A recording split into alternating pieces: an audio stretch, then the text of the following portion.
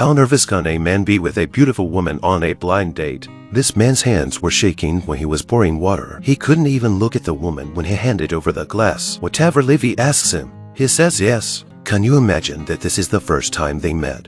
And then they got married. And Livy has a baby in her belly. Livy got pregnant before she was married, and her boyfriend disappeared shortly after she got pregnant. Dad felt ashamed of her and contacted a priest in the village to find her a husband. That was Ray. Ray didn't hesitate to marry Livy, even though he knew she was having a baby. Ray's sister was also very warm to Livy. She brought Livy a plate of food when they were going home and said it was her wedding gift to them. Ray's home was on a vast farmland. The nearest sister to his house is also 8 miles away. His house is small, but it looks sophisticated. There were dogs barking from the inside of the house. Ray was afraid the dog would scare Livy, so he shut it up. He opened the door and said gently, "Welcome home." The house was clean and tidy and looked very comfortable. Ray let Livy sleep in the biggest room, which is also where his parents used to sleep. He showed Livy around the room and showed her how to turn on the hot and cold water in the bathroom. Livy watched Ray quietly. She didn't expect her father to find such a gentle husband for her. The two of them talked about their old lives over dinner. Livy was a graduate student in archaeology. Her thesis was on the Troy excavations by Heinrich Schliemann. Ray didn't know much about any of this stuff. He just silently put the plates away. When Livy asked him why he married her, Ray's answer was simple. He thought maybe it would be God's will. Could it really be God's will? Livy grabbed the locket around her neck late at night. Inside the locket was a picture of her ex-boyfriend. Livy stroked the picture and cried out. She fell asleep in tears. The next day, she woke up in the sun. She said she wanted to go to town to make a phone call. Ray offered to drive her there because the truck was not easy to drive. Livy called her sister when she got to town. Ray went to the library to check out a book. Neither he nor Livy could cook very well, so he borrowed a cookbook, and he checked out a book on pregnancy preparation because Livy was pregnant. Finally, he asked the librarian if he had any books on archaeology.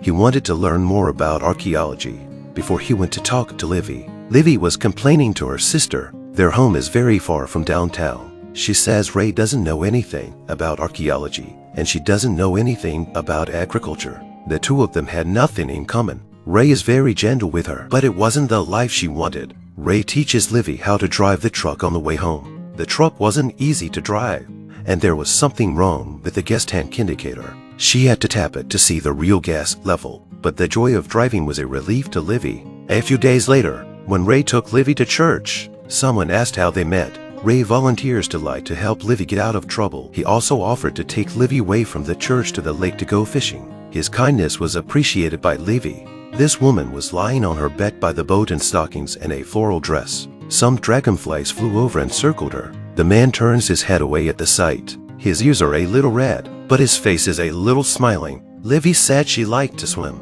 so Ray called in the excavator the next day. The two of them were eating when the worker came. Livy accidentally put too much chili in the food. Ray choked on a bite of food, but he had to lie to Livy and tell her it was good. As soon as Livy turned around, he drank water like crazy. After he ate, he went to drive the excavator. He's trying to dig a pool in the garden. That doesn't happen often. His sister also brought the kids to see the digging site. Livy was a little embarrassed because Ray was making all this mess for her, but her sister said Ray was doing it to please Livy. Livy was stunned by this comment because she remembered that she went for a maternity checkup a few days ago.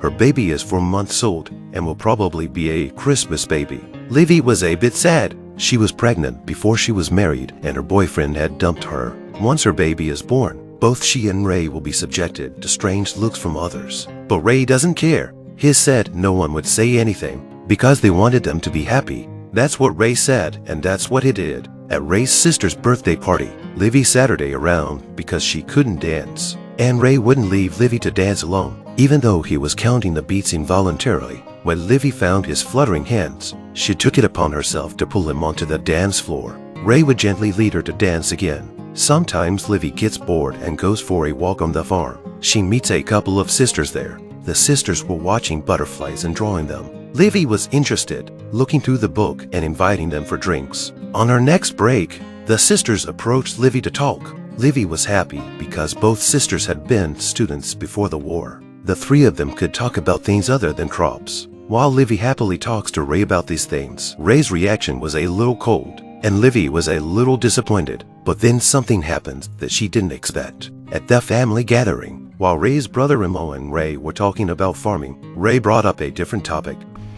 I've been thinking about Troy. Everyone was confused. Livy reacted by explaining to everyone what Troy was. The family started talking about it with great enthusiasm, and Livy smiled and brought the conversation back to farming. Ray looked at her and smiled. Livy looks at Ray the whole way home. The two of them say goodnight to each other when they get home. The moonlight was so beautiful that Ray couldn't help but move closer to Livy. But Livy dodges him in that moment. She still wasn't ready. She hadn't forgotten about her ex-boyfriend either. In fact, she's been writing letters to her ex-boyfriend for the past few days. She just never got a response from him to any of the letters she sent. A few days later, Livy's sister came to the farm. She hated the place and didn't like Ray. She wanted Livy to go to her place to give birth. Livy wanted to spend some time with her sister. In the room, Ray hears the sisters teasing and stays awake all night. The next day, Livy sent her sister away. She heard Ray humming a song and was a little surprised. Ray told her that it was a song his father had hummed to him when her baby was born. He would hum it for her baby too. Livy was stunned to hear it. Her connection to this place seemed to be getting deeper and deeper. She's become very close to the sisters on the farm. When they go to study butterflies, they take Livy with them. When they saw that Livy was pregnant, they offered to make her maternity clothes. In addition, Livy accidentally finds a bomb shelter in her house and picks up a lot of novelties. This man was burning something when a woman came out of the car and yelled at him. The man was confused. Livy left in a huff. He rushed to get water to put out the fire and then found a burnt black sack. It was the one Livy brought back from the bomb shelter. Livy looked at him in shock, but he said he would do anything to make Livy happy. Not only that, but the next day, he left Livy a message asking her to go to the basement to find a surprise. The basement was full of Ray's family's old things. They carry a lot of time and a lot of history. Livy, being the archaeologist is, happily unearthed many of the old items and used them as decorations in her home. It's fall, and the sisters have finished sewing Livy's maternity dress. Livy in her blue and white dress is serene and gentle. Ray had installed a telephone in the house for easy contact. When my sister's voice came on the other end of the line, Livy was so happy she jumped up and down.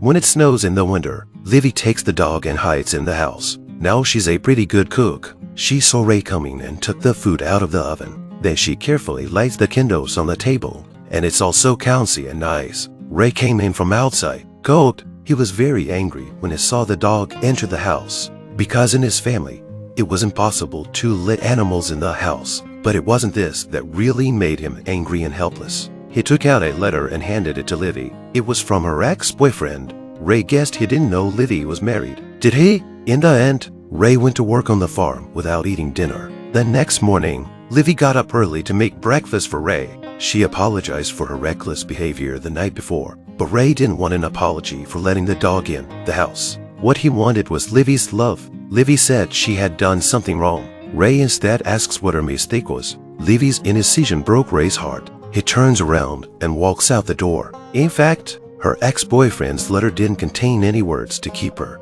He even thought he wasn't the real father of Livy's child and told Livy to find another man. Livy's mistake was that she was in love with him and believed in him. At night, Livy dreamed of the past and finally broke down. She had been lonely. She had sacrificed a lot, but she had been abandoned by her ex-boyfriend. Ray really cared for her and was very gentle with her, and Livy thanked him for his dedication. Livy lived here for 6 months and received selfless love and understanding, but in the end, she decided to leave because she didn't know if she was good enough for Ray. The day she left, Ray was sitting in the living room and the dog was lying next to him. Ray changed his mind for Livy by letting the dog in the house. He said he couldn't let Livy leave without knowing how he felt.